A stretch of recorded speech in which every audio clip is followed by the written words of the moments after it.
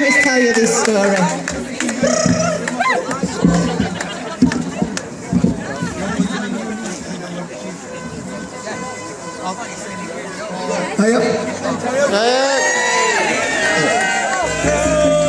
If there are any police officers present, I'm currently in breach of police bail.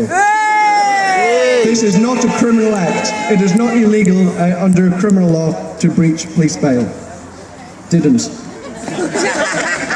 Besides, even if it was, my rights under Article 10 and 11 in the European courts would more than trump anything to do with what the police could bring here today. There's a couple of things I haven't mentioned publicly regarding my arrest by the police that needs to be said. Number one, when I got arrested on the street down here and put into the back of the police van, before going into the back, the police emptied all my pockets. That's where my mobile phone ended up going, into my pocket. If anyone thinks there was something dodgy about the screen going black, that's why I ended up continuing to record. When my pockets were emptied by the police, everything was put into evidence gathering bags. Apart from being battered by the police, I was also robbed. All of my money and my bank cards were taken by the police. No record at all of this stuff being taken from me, going into evidence. Disgusting. But shame on them. I'm glad that since I did get arrested, things have remained calm on the campsite. I know that the police have seemingly made a couple of small changes. They need to make colossal changes. Like, the police are here to facilitate a protest.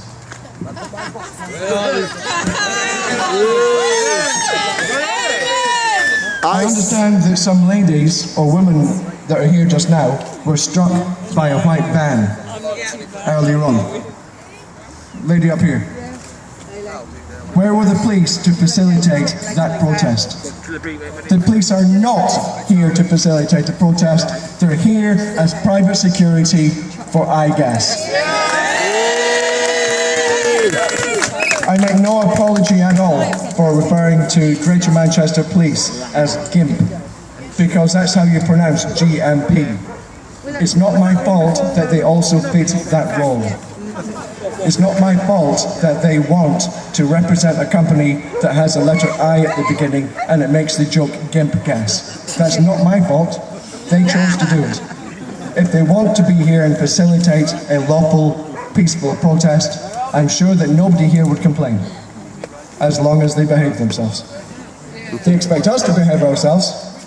We've got police liaison officers that swear at protesters. We've got police officers that now repeatedly, individually and collectively have assaulted people. We haven't assaulted any police. We certainly didn't fire any flare at a police helicopter.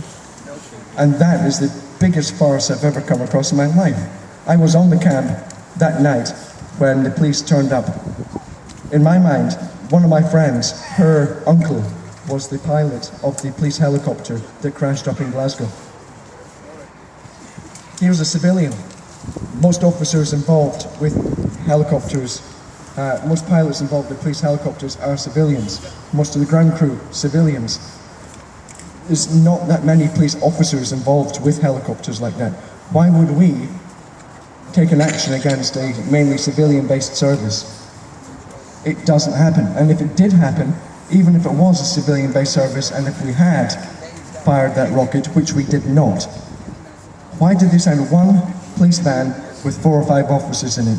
Why not 25 armed response units? Why not clear the camp straight away for such a heinous act of terror?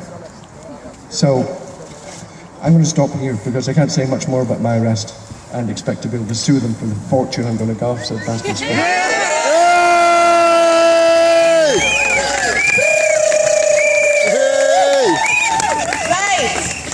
We have Raj from Glasgow. He's never spoken publicly before, so be gentle with him. Give him lots of support. Here's Raj. Hello, everybody. Hello, it's nice to see so many people here today from all parts of the UK.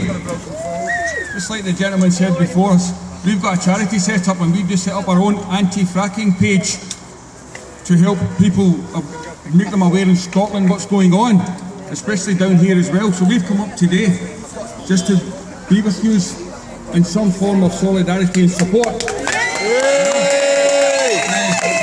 I say, what else can we say? Just to support you and just make sure that everything goes well, you know, and just everyone stick in there and we're with you all the way.